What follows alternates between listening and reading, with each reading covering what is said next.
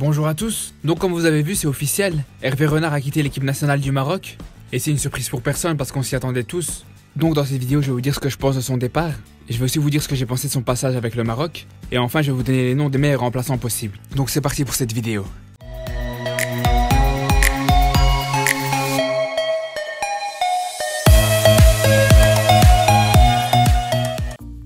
Je pense que je vais en surprendre plusieurs, mais personnellement j'étais pas forcément contre le fait que Renard reste. Même si bien sûr on peut lui reprocher plein de choses, mais moi je me base sur le principe de on sait ce qu'on perd mais on sait pas ce qu'on gagne. Et là pour Renard on connaît ses qualités et ses défauts, donc on sait ce qu'on va perdre. Par contre avec un nouveau sélectionneur qu'on connaît pas et qui a peut-être jamais entraîné le Maroc, on saura pas s'il va apporter quelque chose. Donc on saura pas ce qu'on va gagner. Le fait de changer de sélectionneur pour moi c'est vraiment dans les cas où il est vraiment pas bon. Parce qu'encore une fois le fait de changer de sélectionneur, ça peut toujours causer des gros risques. Parce que souvent ça veut dire que tu recommences le travail à zéro. Et ça surtout au Maroc parce que c'est très rare de voir un nouveau sélectionneur qui arrive et qui continue sur la lancée de son prédécesseur. Parce que souvent ce qu'on voit c'est que dès qu'il arrive à la tête de l'équipe nationale, il va s'amuser à tout changer. Et justement pour en revenir à Renard, s'il y a bien quelque chose qu'on pourra pas lui enlever, c'est qu'il a pas du tout agi comme ça. Quand il est arrivé, il a vraiment eu l'intelligence de surfer sur la vague de son prédécesseur. Et d'ailleurs pour moi la plus grande qualité d'Hervé Renard, c'est justement cette capacité à instaurer une stabilité. Quand il est arrivé, il a su construire une équipe type dans laquelle il faisait quasiment jamais de changement. Et c'est justement ce qui manquait au Maroc ces dernières années.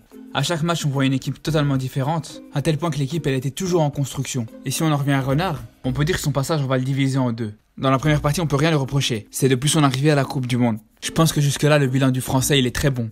Par contre, dans la deuxième partie de son passage, de la Coupe du Monde jusqu'à l'élimination contre le Bénin, le bilan il est catastrophique. C'est vraiment après le mondial qu'on a commencé à voir les limites d'Hervé Renard. Et il n'y a pas que contre le Bénin que le Maroc était en manque de ressources. Renard a eu plusieurs alertes avec des matchs très mauvais contre ce genre d'équipe. On a pu le voir par exemple contre les Comores, que ce soit au match aller ou au match retour, et même plus récemment contre la Namibie. Mais le problème c'est qu'un penalty à la dernière minute ou un but contre son camp, c'est toujours l'arbre qui cache la forêt. Donc si on s'était pas contenté seulement de voir les résultats dans ce genre de match, et qu'on se serait peut-être un petit peu plus intéressé au jeu, peut-être qu'on aurait pu anticiper la catastrophe. D'ailleurs je pense que le but contre son camp du joueur namibien, c'est peut-être l'une des premières choses qui a causé l'élimination du Maroc contre le Bénin.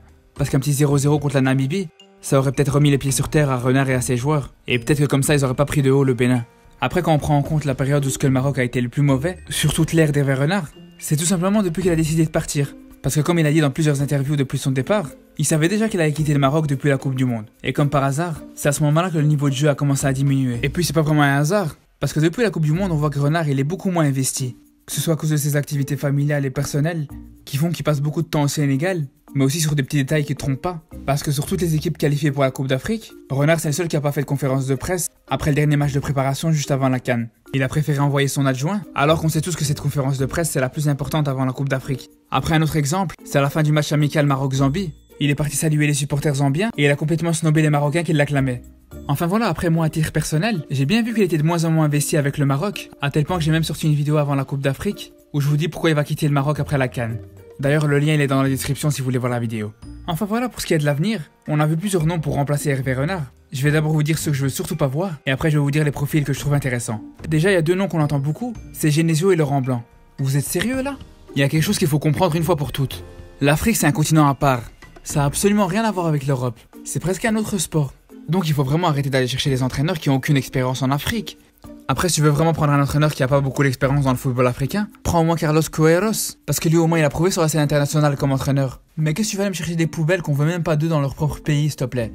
Genesio il en est arrivé quasiment à se battre avec ses supporters, tellement qu'ils voulaient plus de lui. Et nous comme des imbéciles on va aller se précipiter sur lui. Un peu de bon sens s'il vous plaît. Et pour Laurent Blanc, ça fait 3 ans qu'il est au chômage, personne n'en veut. Et en plus son adjoint il est parti à la retraite, donc on sait pas ce qu'il vaut sans lui. Mais nous comme des pigeons on va quand même aller s'intéresser à lui.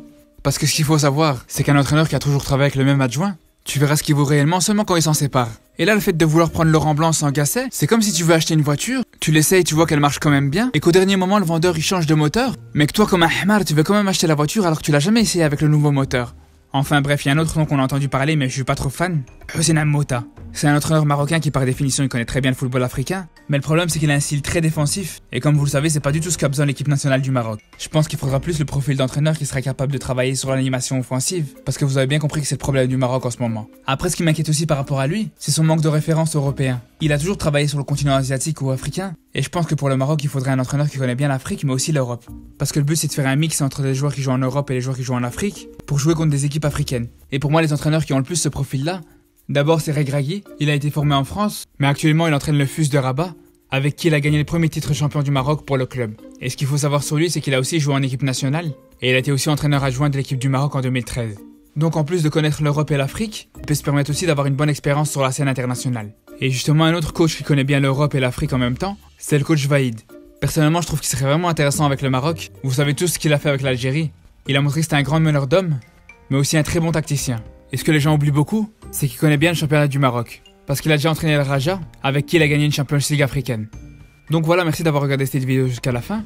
On se retrouve la semaine prochaine pour une nouvelle vidéo. N'oubliez pas que je dois revenir sur la Coupe d'Afrique de l'Algérie et du Sénégal. Et il y aura aussi bien sûr une vidéo quand le nouveau sélectionneur du Maroc sera choisi. Donc si vous voulez rien rater, surtout abonnez-vous.